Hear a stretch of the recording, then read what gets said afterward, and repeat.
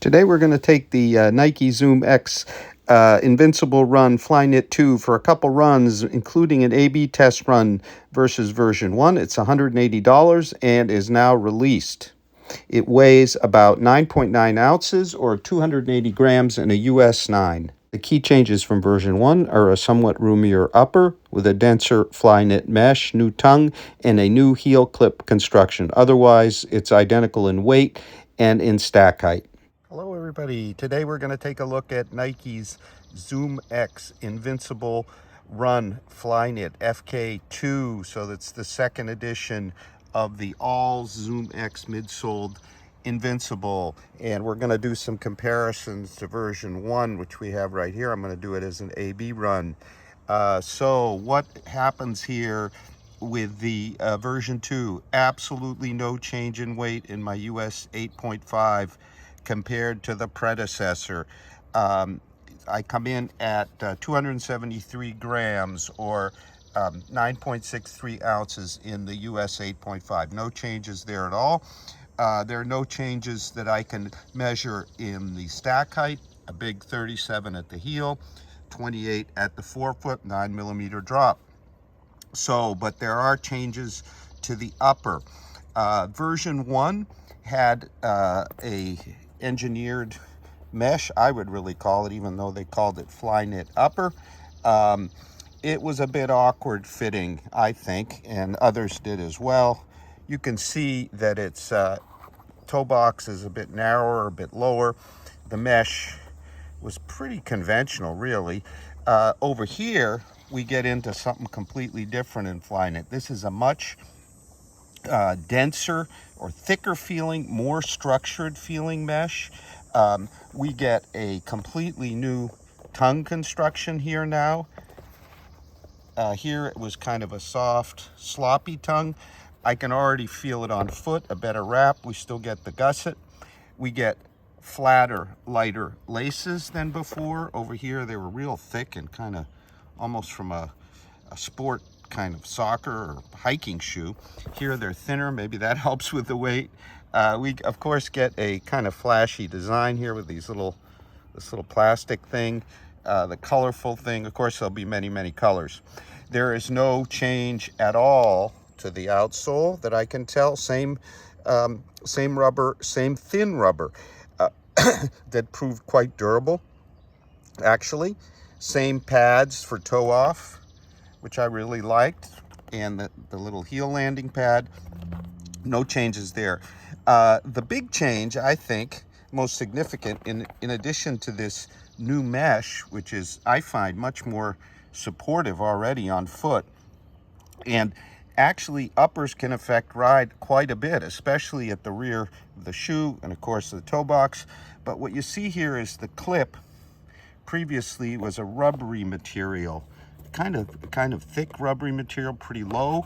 Now they've gone to kind of a nylon or TPU maybe, much thinner, and it reaches higher. So I can definitely feel the heel hold here is improved, because when you get all this soft dynamic ZoomX, not much outsole, you really need some solid hold from the upper through here to keep it from being kind of unstable. And that was a bit of a knock on the first version for a lot of people.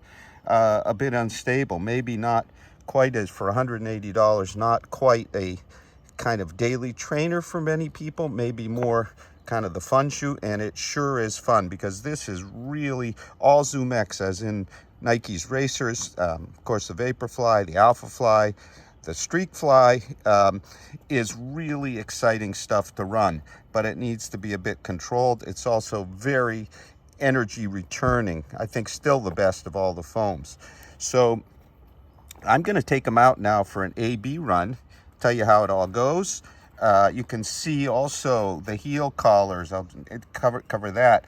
I kicked it here once, and you can see this is a mesh-like material, and it just abraded away. Here they've got some more solid stuff, but still kind of the pillowy look, pillowy effect.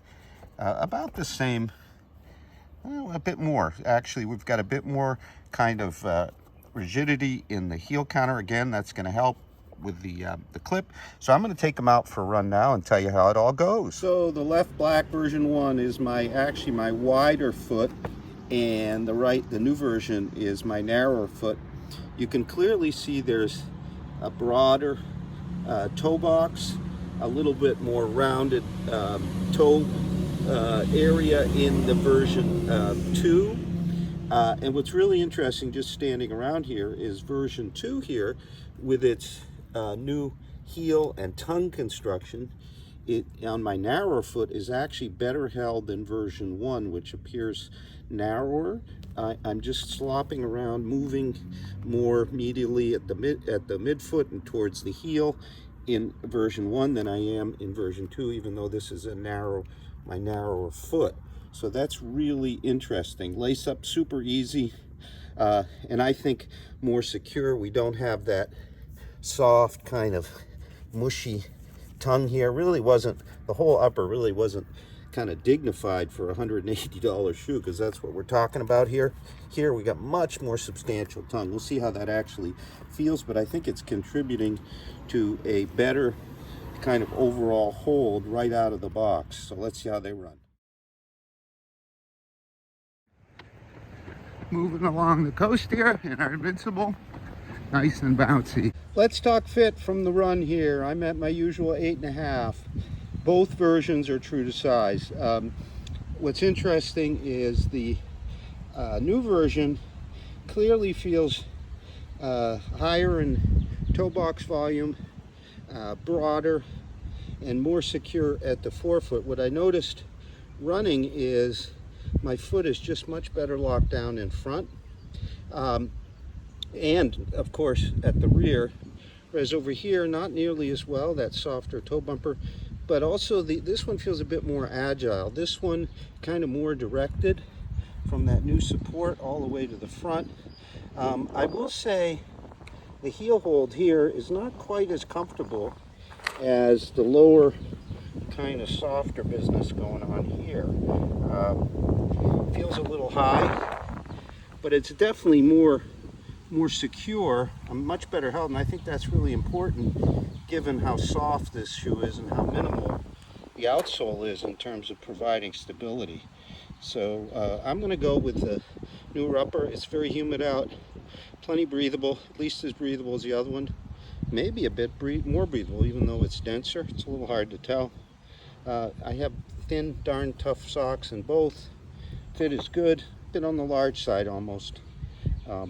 Here, I would say I'd like a little bit snugger all around, even in the new one, but just fine. So be prepared for a soft, springy ride here, as in version 1.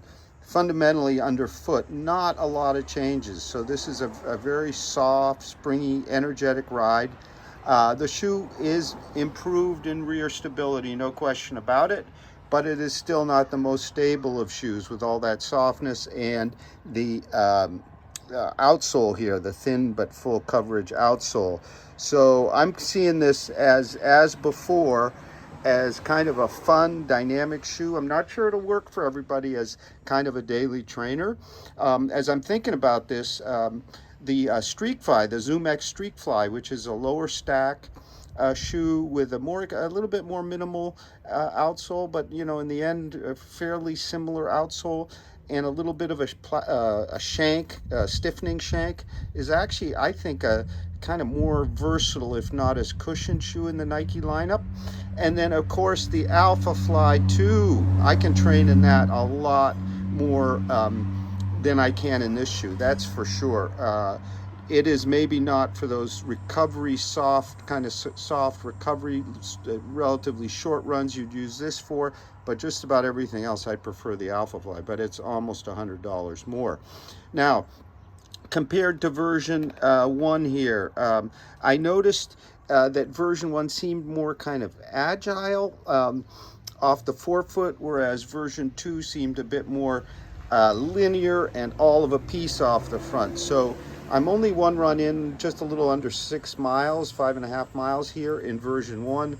I have probably 30 or 40 over here, maybe more. But I am noticing some pretty significant differences in the front flex here. Now, if you look here, you'll see we just have a little bit of front toe off flex, whereas with our version 1, look at this, a lot more flex to the midfoot. I'm going to do another run here in the next couple days to check this out further, but it seems that version 1 is more flexible, and it seems that version 2 may be a bit less flexible. How they did that, I am not sure, because the foam to pressing feels about the same. Is it the upper affecting that? Potentially. Uppers can affect flex, and here you can see a much more flexible upper. So let's talk about the flex here, second run in. So that was in about 5.7 miles, so I'm at about 12 miles. So take a look. We still have that front flex, whereas our version 1 flexed further back. So something has changed here. I think Nike tried to keep things more stable in the forefoot, and I'm noticing a bit more forefoot stability, a bit less agility. But what this says is, in combination with the heel, we have a more directed flow forward for our version 2 versus our version 1. I think this higher clip is really helping things, the more substantial upper. Can it be your daily trainer? Well, maybe. Not for me, though. It's more that recovery kind of fun run shoe, and I'd pick some of those other Nikes. Or, in fact, one I'm really thinking about here is the Craft Pro Endure Distance. It also has a PEBA midsole, but more the beaded kind. This is more the injected kind.